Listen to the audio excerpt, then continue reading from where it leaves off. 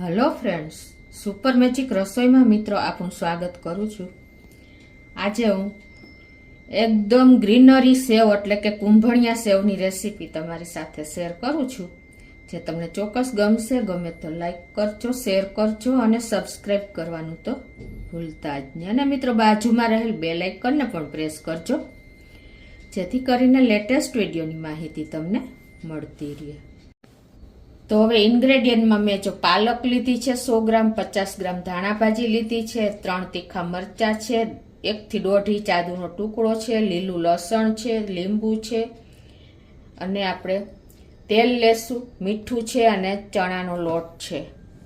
તો બનાવવાનું ચાલુ કરીએ। તો મિત્રો પહેલા તો આપણે પેસ્ટ બનાવી લેશું।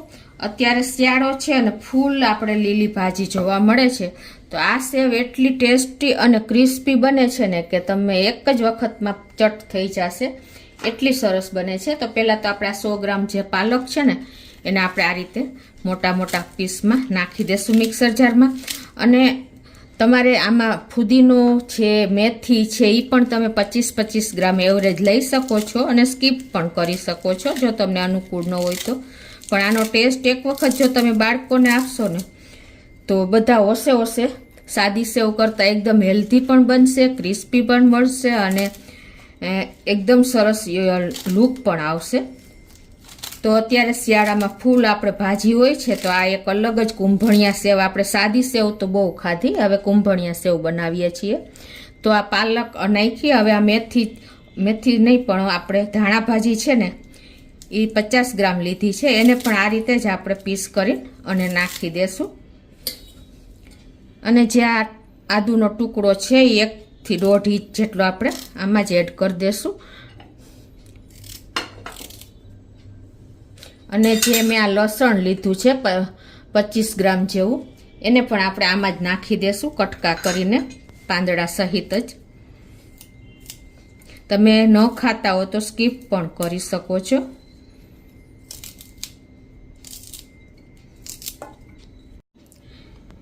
આ રીતે આપણે લીલું લસણ પણ નાખી દીધું। હવે તીખા મરચાં મેં 3 લીધા છે, એને આપણે આ રીતે જ કટ કરી અને નાખી દેશું।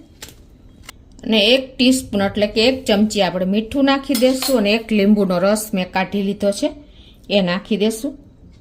અને હવે આની આપણે ફાઇન પેસ્ટ કરી લેશું। થોડુંક પાણી ઠંડુ નાખવાનું, લીંબુ અને ઠંડુ પાણી આવશે ને એટલે તમારો આ જે ભાજીનો કલર એવો ને એવો મેન્ટેન રહેશે। 2 થી 3 ટેબલ સ્પૂન જેવું નાખ્યું છે।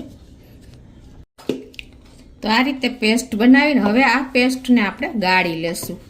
રીતે ગળણો લઈ અને તમારે એને ગાળી લેવાની છે।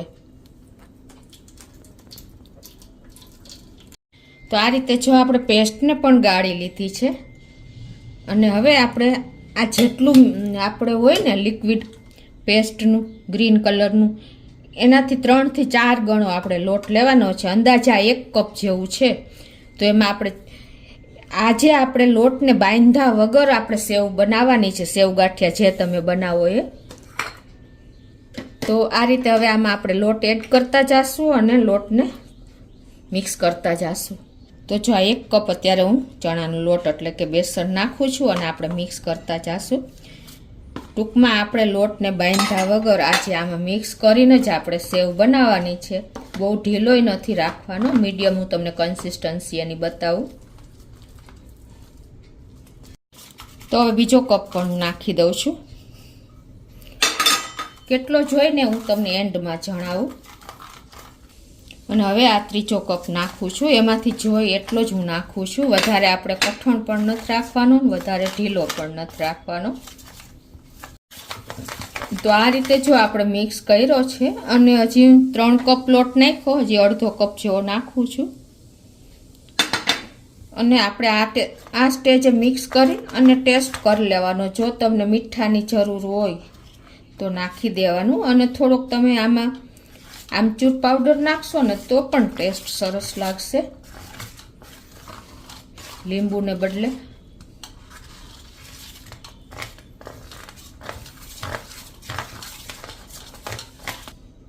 ટોટલી આપણે જો 1 કપ લિક્વિડ સામે 4 કપ આપણે બેસન લીધું છે.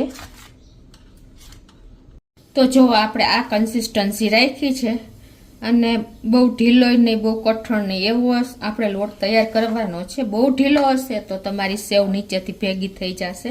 હવે આ રીતે આપણે જે સેવ પાડવાનો સંચો છે ને એ લેવાનો છે અને એમાં તમારે સેવ પાડવી તો સેવ પાડી શકશો, ગાંઠિયા પાડવા હોય તો ગાંઠિયા પાડી શકશો. અત્યારે હું સેવ જ પાડું છું, જાડી એવી સેવ.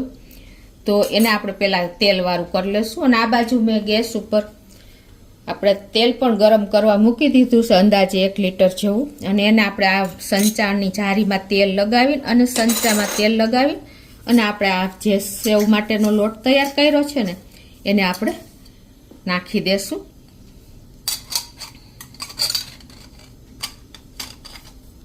હવે આપણે જાલી બનાવ્યો છે લોટને એને આપણે આ રીતે સંચામાં જ નાખતા જઈશું. આ રીતે જ તમારે નાખી દેવાનો છે, જેટલો ભરાય એટલો સિલિન્ડર. તો આ રીતે જો આપણે ભરી અને પછી એને બંધ કરી દેવાનો છે. પણ એ પહેલાં જો આપણે અહીંયા તેલ લગાવી દેવાનું છે આ રીતે જ. એટલે શું થશે કે તમારે બિલકુલ આપણે સંચામાં લોટ નહીં ચીપકે અને એકદમ સરસ આપણે ઇઝીલી આપણી સેવ તૈયાર થશે. તો આ બાજુ આપણે ફૂલ ફ્લેમ ઉપર તેલ ફૂલ ગરમ કરી લેવાનું છે અને પછી જ આપણે સેવ પાડવાની છે. જો તમે ઠંડુ થોડુંક તેલ રહેશે ને તો પણ તમારી સેવ તેલ પી જશે. હવે આ રીતે આપણે ક્લોકવાઇઝ સંચાને ફેરવતા જઈશું અને સેવને તૈયાર કરી લેશું. 10 જ મિનિટમાં આ સેવ તમારી તૈયાર થઈ જશે.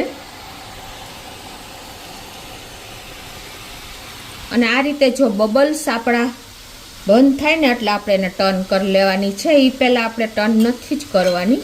તો હવે એને આપણે ટર્ન કરી લેશું અને આ રીતે પાછી આપણે એને એકદમ બબલ્સ બંધ થઈ જાય ને ત્યાં સુધી થવા દેશું. તો જો આપણે એકદમ સરસ ક્રન્ચી એવી આપણી સેવ રેડી થઈ ગઈ છે. આ રીતે આપણે બે સાઈડ કૂક કરી લેવાની છે, એટલે કે ફ્રાય કરી લેવાની છે. અને તેલને આ રીતે જો તમે જારો રાખશો ને એટલે બધું જ તેલ તમારું નીતરી જશે.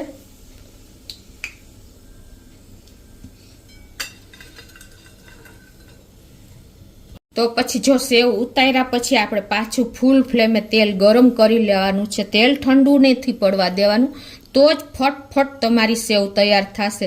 જો ઠંડુ તેલ હશે ને તો તમારી સેવ એકદમ સોગી થઈ જશે અને તેલ પણ પી જશે. તો હવે જો આપણું તેલ પણ ગરમ થઈ ગયું છે તો પાછો આપણે બીજો બેચ તૈયાર કરી લઈએ.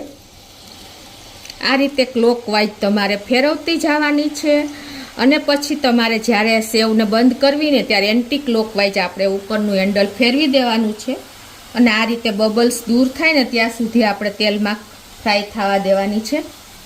આપણું તેલ ગરમ હોય છે ને મિત્રો, તો કોઈ ટાઈમ નથી લાગતો. 1 જ મિનિટમાં તમારે આ રીતે ટર્ન કરી લેવાની છે. જો મિત્રો, જે બિગનર્સ છે ને એ લોકોને ખ્યાલ નથી હોતી અને ઠંડા તેલમાં જ બીજો રાઉન્ડ ચાલુ કરી દે છે. પણ સેવ કાઢ્યા પછી તમારે બીજો રાઉન્ડમાં તેલ પાછું ગરમ કરી લેવાનું છે. એટલે સેવને કોઈ કૂક થતા વાર નહીં લાગે, તમારી સેવ પણ સોગી નહીં થાય ને એકદમ ક્રિસ્પી અને ક્રન્ચી આપણે બહાર જેવી જ સેવ તૈયાર થશે. તો જો કોઈ ટાઈમ નહીં લાગે. આ રીતે તમારી એકદમ ગ્રીનરી સેવ જે ભાજીની સેવ તૈયાર થઈ જશે અને એનો ટેસ્ટ પણ અલગ હશે. તો આ રીતે હવે બધી જ સેવ તૈયાર કરી લઉં છું.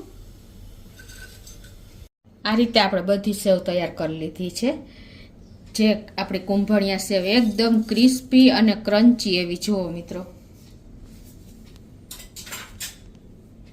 અને તમને કેટલી ક્રિસ્પી થઈ છે ને એ પણ બતાવી દઉં. ગરમ છે એટલે આ બાજુથી લઉં છું. જો ભરભર ભૂકો થઈ જાય ને એવી આપણી એકદમ ક્રિસ્પી સેવ રેડી છે. તો તમે અત્યારે શિયાળો છે અને બધી ભાજી એકદમ ફ્રેશ મળતી હોય છે, તો તમે સાદી સેવને બદલે આ સેવ એક વખત ચોક્કસ કુંભણિયા સેવની ટ્રાય કરજો અને મને કોમેન્ટ બોક્સમાં જણાવજો કે તમને આ વિડીયો કેવો લાગ્યો મિત્રો. ગમે તો લાઈક કરજો, શેર કરજો અને સબસ્ક્રાઈબ કરવાનું તો ભૂલતા જ નહીં.